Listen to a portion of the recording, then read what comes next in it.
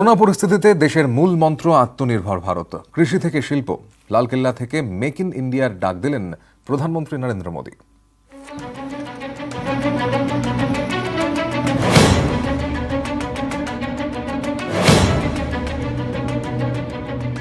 Corona वैश्विक महामारी के बीच 130 करोड़ भारतीयों ने संकल्प लिया। संकल्प आत्मनिर्भर बनने का। आत्मनिर्भर भारत ये एक प्रकार से शब्द नहीं, ये आज 130 करोड़ देशवासियों के लिए मंत्र बन गया है। विश्व कल्याण के लिए भी ये भारत का कर्तव्य है और भारत को अपना योगदान बढ़ाना है तो भारत को स्वयं को सशक्त होना होगा, भारत को आत्मनिर्भर होना होगा। हमारा अपना सामर्थ्य होगा तो हम दुनिया का भी कल्याण करने की दिशा में कदम उठा सकते हैं। করোনা পরিস্থিতিতে N95 মাস্ক থেকে পিপিই কিট, ভেন্টিলেটর রপ্তানি করেছে ভারত। প্রধানমন্ত্রীর দাওয়াই vocal for local, make in ইন্ডিয়ার ডাক, মেক ফর ওয়ার্ল্ডের মন্ত্র। कब तक कच्चा माल विदेश भेजते रहेंगे? रॉ मटेरियल कब तक दुनिया में भेजते रहेंगे? और देखिए तो रॉ मटेरियल दुनिया में भेजना और फिनिश गुड को दुनिया से वापस लाना, ये खेल कब तक चलेगा? आज भारत की मानसिकता होनी चाहिए वोकल फॉर लोकल। हमारे जो स्थानीय उत्पाद है उसका हमने गौरवगान करना चाहिए। एफडीआई में अब तक के सारे रिकॉर्ड तोड़ दिए। फॉरेन डायरेक्ट इन्वेस्टमेंट एफडीआई में 18% की वृद्धि हुई है। ভারতের অর্থনীতির ভিত্তি কৃষি, তাই কৃষকদের হাত মজবুত করার ডাক প্রধানমন্ত্রীর। आत्मनिर्भर भारत आज कृषि क्षेत्र में बना है। आज भारत के किसान, भारत के नागरिकों का ही पेट भरते इतना नहीं है। आज भारत वो स्थिति में है कि दुनिया में जिसकी जरूरत है उसको भी हम अन्न दे सकते हैं। हमारे कृषि जगत में बदलाव की आवश्यकता है।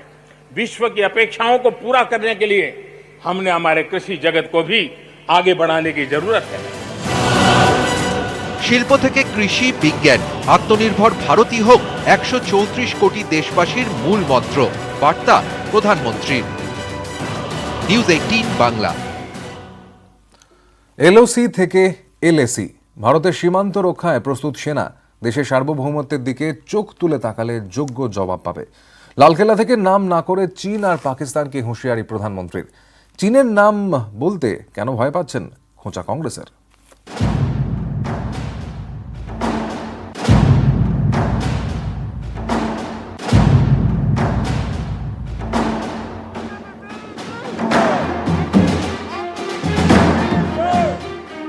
চীনের সঙ্গে এলএসি, পাকিস্তানের সঙ্গে এলওসি, দুই সীমান্তেই জবাব দিতে তৈরি ভারত।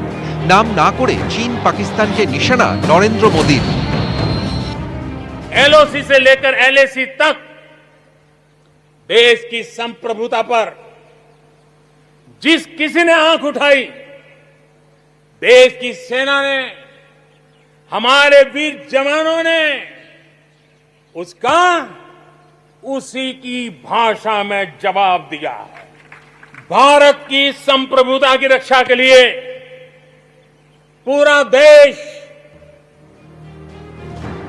एक जोश से भरा हुआ है। লাদাখের গালওয়ান সেক্টরে 15ই জুন চীনা বাহিনীর সঙ্গে ভারতীয় সেনার রক্তক্ষয়ী সংঘর্ষ হয়।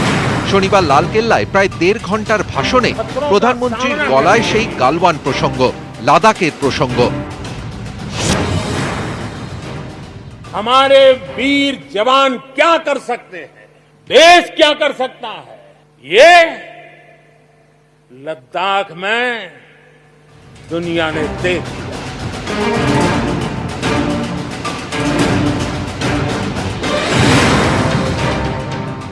নাম না করে এদিন ইসলামাবাদকেও বিঁধেছেন প্রধানমন্ত্রী। বলেন, সন্ত্রাসবাদের বিরুদ্ধে লড়ছে ভারত, তাই ভারতের পাশে আজ গোটা বিশ্ব। आतंकवाद हो या विस्तारवाद, आज दुनिया पर का भारत पर विश्वास और मजबूत हुआ है। संयुक्त राष्ट्र सुरक्षा परिषद के अस्थायी सदस्य के रूप में 192 में से 184 देशों का भारत को समर्थन मिलना, ये हमारे हर हिंदुस्तानी के लिए गर्व की बात है। স্বাধীনতা দিবসের ভাষণে জাতীয়তাবাদের জয়গান, নরেন্দ্র মোদীর হুঙ্কার, নাম না করে বেজিংকে আক্রমণ, কিন্তু নাম না করে কেন? চীনের নাম করে হুঁশিয়ারি দিতে কি ভয় পাচ্ছেন? খোঁচা কংগ্রেসের। पर यह भी सोचना होगा कि सेना के साथ साथ सत्ताधारी हुक्मरान चीन का नाम लेने से डरते क्यों हैं? প্রধানমন্ত্রী লালকেল্লার ভাষণে এদিন উঠে আসে জম্মু কাশ্মীর প্রসঙ্গ। ৩৭০ ধারা বাতিলের পর কেন্দ্রশাসিত অঞ্চলে দ্রুত নির্বাচনের প্রতিশ্রুতি দেন প্রধানমন্ত্রী। নিউজ 18 বাংলা। হাতে রয়েছে 3 ভ্যাকসিন তৈরির রোডম্যাপও, বিজ্ঞানীদের সবুজ সংকেত পেলেই শুরু করোনার টিকা তৈরি। লালকেল্লা থেকে ঘোষণা প্রধানমন্ত্রীর।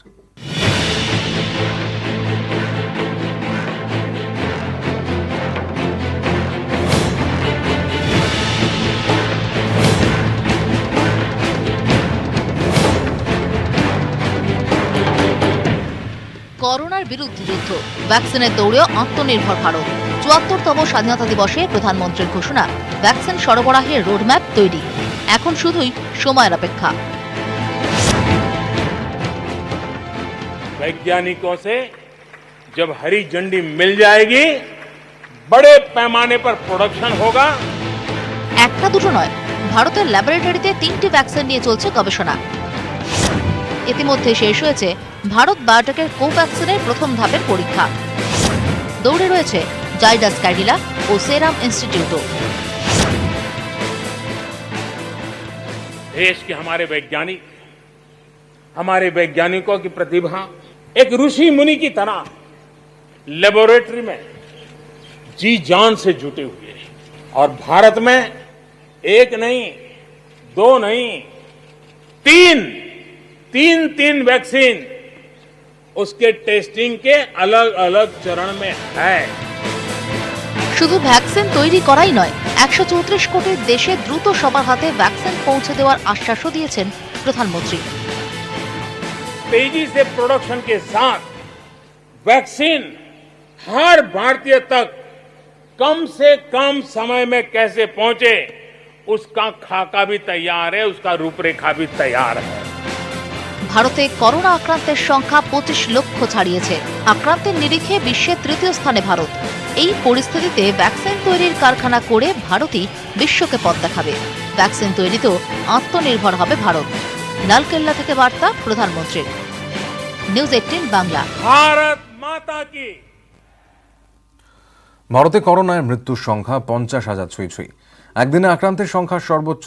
বিশ্বে সংক্রমণের নিরিখে ভারত এখন 3য় স্থানে।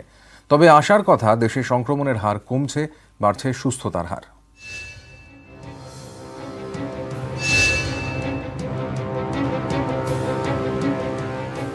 15ই অগস্ট করোনা পরিসংখ্যানে উদ্বেগ। এর আগে কখনো দেশে একদিনে সংক্রমণ 65,000 ছোঁয়নি। 24 ঘন্টায় ভারতে করোনা আক্রান্ত 65,002 জন। দেশে মোট আক্রান্তের সংখ্যা 25,26,192 জন।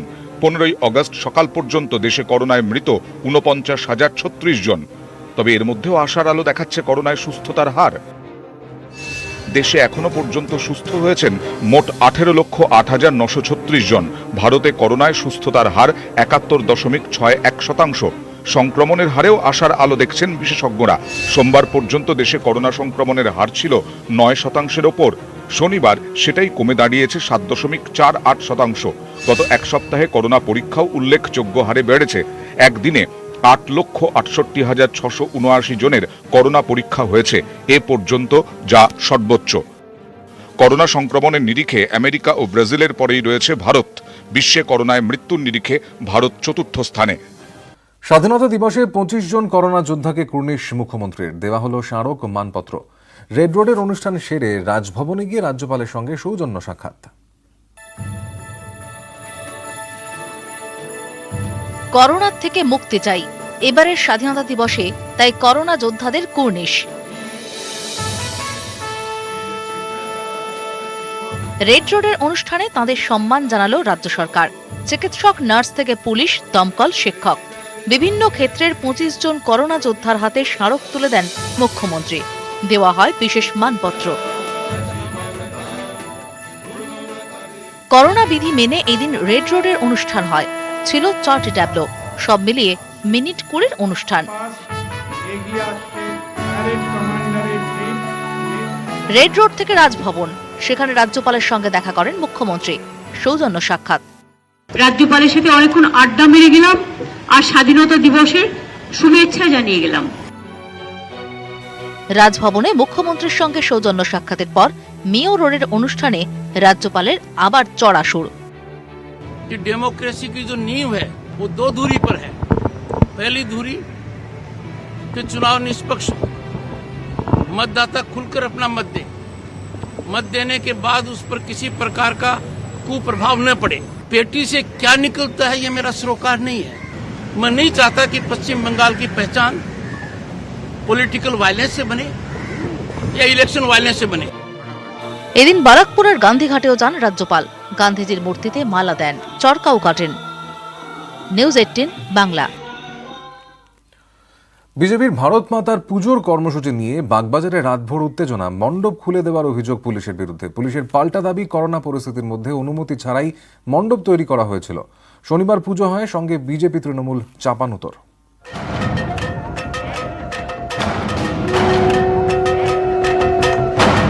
বাগবাজারের ট্রামলাইনের ধারে ভারত মাতার পুজো, উদ্যোক্তা বিজেপি। এবার পুজোর দ্বিতীয় বছর। এই পুজো নিয়েই রাতভর উত্তেজনা।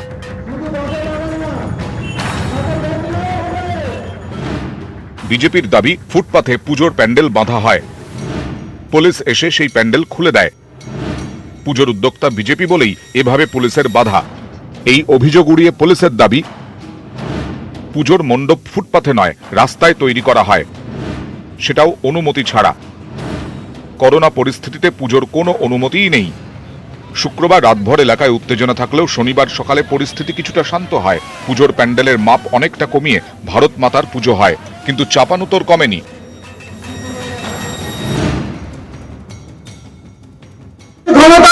আমরা ইঞ্চিতে ইঞ্চিতে নয়, আমরা সেন্টিমিটারে সেন্টিমিটারে জবাব নেব, আইনগতভাবে। ভারত মাতা পুজোটা সাধারণত দুর্গা পুজোর সময় হয়। তা বিজেপি দুর্গা পুজোর সময় ভারত মাতা পুজো করার অনুমতি চাইতে পারত, তা তারা চায়নি।